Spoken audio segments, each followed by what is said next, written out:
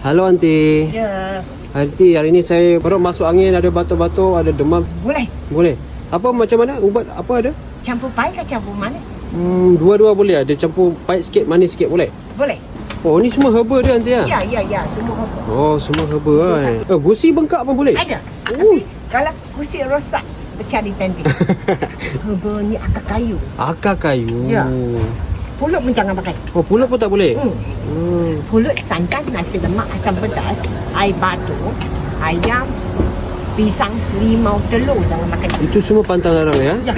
Oh, ni teh bunga Aunty ya? Ya, saya campur dia bunga senang minum. Oh, teh Nanti bunga. saya campur sikit pahit kasih awak. Ni dah lama Aunty? Berapa tahun dah sini? Nenek sampai sekarang. Oh, sudah lama lah. 19-30 tahun sampai sekarang. Lama.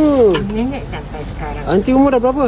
64. 64. Masih sihat lagi saya tengok ah. Terima kasih. Masih comel lagi. Minum.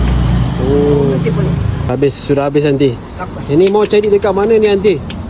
Kalau orang sakit demam semua nak cari Aunty dekat mana? Sini jalan kampung Jawa. Jalan Kampung Jawa. Kalau nak wish itu teh ubat Cina sampai sini ah. Ah, Okey ya. Aunty, terima kasih Aunty ah. Sama-sama.